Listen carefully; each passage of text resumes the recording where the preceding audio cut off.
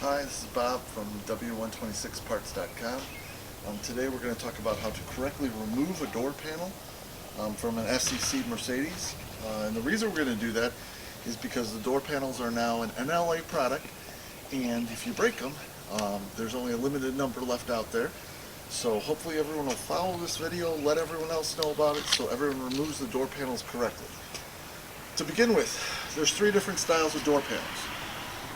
There is this door panel, which is got the perforated, and it's got no speaker cutout. This was used from 81 through 85. Next we have the same door panel, again the same perforated, but with a speaker cutout. Now you'll see the speaker cutout is the exact same, they just cut it out. To take the speaker off, you're going to take the mesh off. The mesh slides in like that, and there's two screws that hold it on the bottom. Take the two screws out, bend it up, take the mesh off. Now any of these door panels are interchangeable with any C126. So any SEC, 560 SEC, 500 SEC, 420 SEC, or 380 SEC, you can use any one of these door panels on. Obviously, if you have a car that doesn't have the speakers, you're just going to have a mesh there with no speaker below. This was used from 86 through 88, maybe a little bit of 89 I've seen them on. This was used 89 through 91. This was the last version. First of all, it's got diagonal. Second of all, this is leather on it, versus these that are vinyl. So this is real leather, and it's a diagonal pattern. Next, we're going to talk about what makes up the door. The door is made up with four major pieces. Your first piece being the carpeting piece. The carpeting piece is held on by hooks. You'll see one hook on the rear, and then there's two hooks on the front. If you're ever taking the door panel off and you're pulling out like this, that's where it's going to snap these off. Once these are snapped off, you're never going to get this piece to fit on correctly. The next piece with the door is the armrest. The armrest also has hooks on it. Again, when you're pulling the armrest off, the armrest is going to slide back and then pull up so that you don't break these. These are what's going to keep, they go through the door panel and they also go through into the door. And this is what keeps this armrest door pull very tight. Next is the actual part of the door card itself. The problem with the door cards, when you get water or moisture that'll sit in the door, especially if you don't put the Visqueen back on the door when you're done working on it, people pull off the plastic, and that allows all the condensation to build up and then warp this door card, because you'll see that this one goes in right here. So then you end up with a door card that's very wavy. What holds all four of those pieces together is you have these small clips that just pull out, and then you also have screws. If you try to take it apart without doing that, you end up with what this person did, which he broke the top of the door panel there, he broke the front of the door panel there, and then he actually managed to go ahead and break this part of the door pull itself. So this panel probably can still be saved, but the pieces that came with it cannot. So that's going to conclude taking apart the door. The most important part is going to be this top part. This top part is going to make the difference between a good fitting door and a not good fitting door. You will see on this that there are these small black clips. These fit into a groove that is right below the weather stripping. If these fit correctly, your weather stripping is going to fit very tightly. Your door whiskers, weather stripping, whatever you'd rather call it, is going to fit very tightly against this chrome.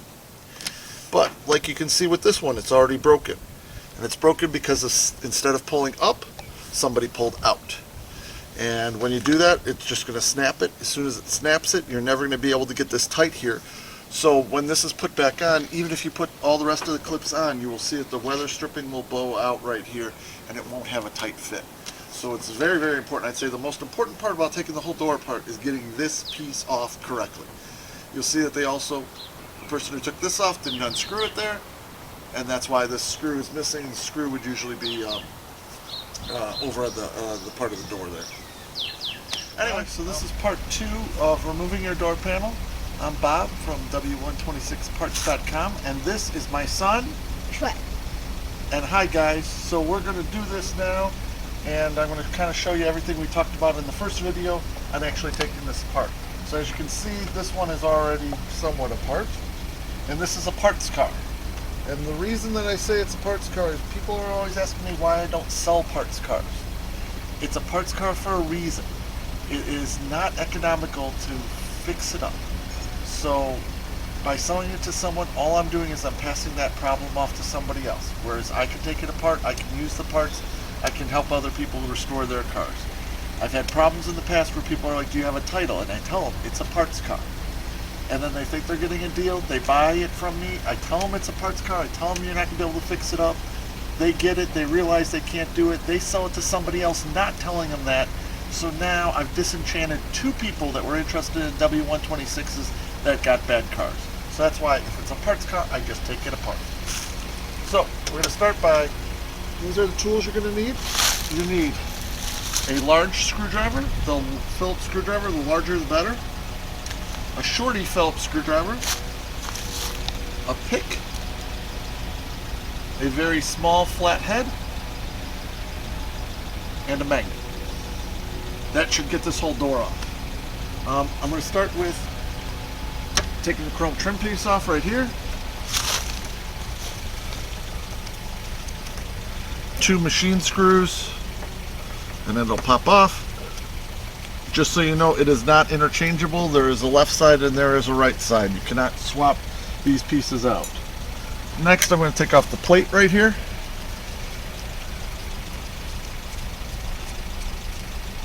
Plate's got 3 sheet metal screws in it. I've seen some where this screw right here is somewhat longer than the other 2, but the majority of them, all 3 of them are the same size.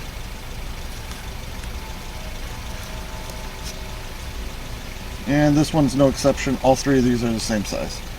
But if you ever have a longer one, it goes in that spot right there. With these, you got to put a little bit of pressure on them, because they're going to have this glue and foam here and here, keeps this from rattling. Next, we need to come up to the front part of the door, and there's going to be 2 screws on this chrome piece. This is where your short screwdriver is going to come in.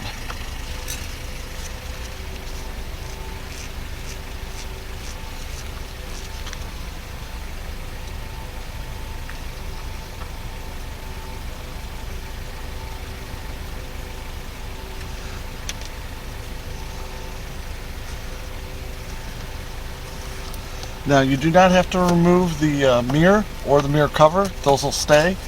If you want to remove it, you can. This one I'm going to remove just because I'm here.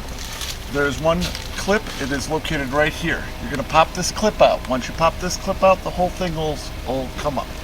So push, clip, clip, and then the bottom is just hinged on there. Next, we're going to move to removing the cover on the door pull. This is where this pick comes in. So you're going to take the pick, you got to work your way behind the rubber, and the rubber's going to pop up. You're going to grab it with your hand, let go, and it'll come out. When you put it back in, you're going to put this part in first, like this, and then it'll snap in there. By taking that out, you're now exposing this screw right here, which you're going to remove. It's another machine screw. It's slightly longer than the machine screws that we took off for over on the chrome piece. Next, we're going to have to remove the cover so we can get this whole cover off. To do that, these are just pressure fit on there. I always find that if I have a flat screwdriver, I get right behind them and I push, it'll pop off. This is the part that is holding on, is up here. This is just to guide it when it moves back and forth.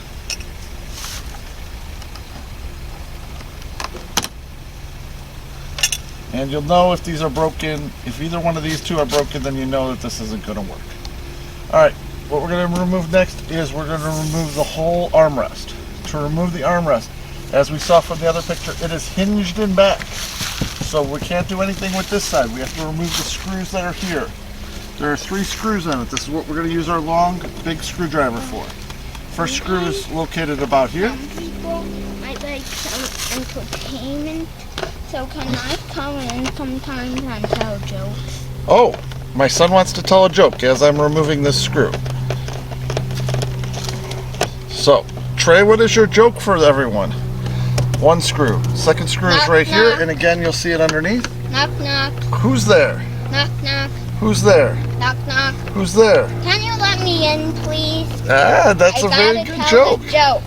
That was a very good joke. I hope everyone was entertained by that. Both of these two are sheet metal screws right here. The last screw is going to be behind this piece. To get to it, we are going to first remove this piece of plastic, which will pop out from this side, and it'll swing because it's hinged right here, and this part is just pushed in. Once we remove that, then we can move this slightly downward, and you will see that the last screw is right there. It is a machine screw, not to be confused with the 2 big sheet metal screws that are here and here. Once we get that off, this will come out. Now what we're going to do is we're going to move this whole piece backwards, gently. It'll come out from up here, and then once we're past it, we can pull it out. And you see that these two are still intact and not bent. So we pushed it back and then down a little bit to get it out. Now that we have that out, there are going to be some screws around the bottom. This one is nicely broken, so you can already see one of the screws right here. And there are usually 3 trim screws that are underneath.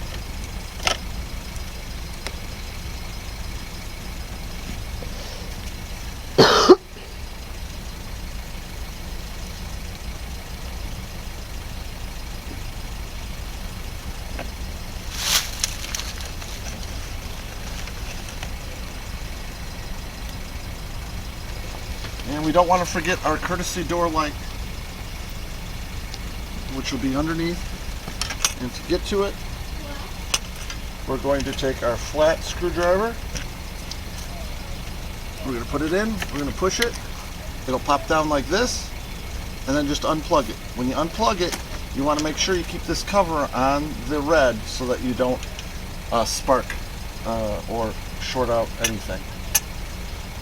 Alright, so now we've got everything removed that we need from here. Now what we're going to need to do is take the door panel off. As I've shown you before, there are clips that are in here that are going straight up. So what we want to make sure we do is we want to go up at an angle. But in front, there are 2 clips that go down. So the best way to do this after you've gotten it this far out is you want to take your fist right here, punch up a little bit, and then you got to wiggle until you get it out. And you'll see that I've now got an angle going, so now all these clips aren't being pulled out. Once I get to this point, now I can get it up and scoot it out.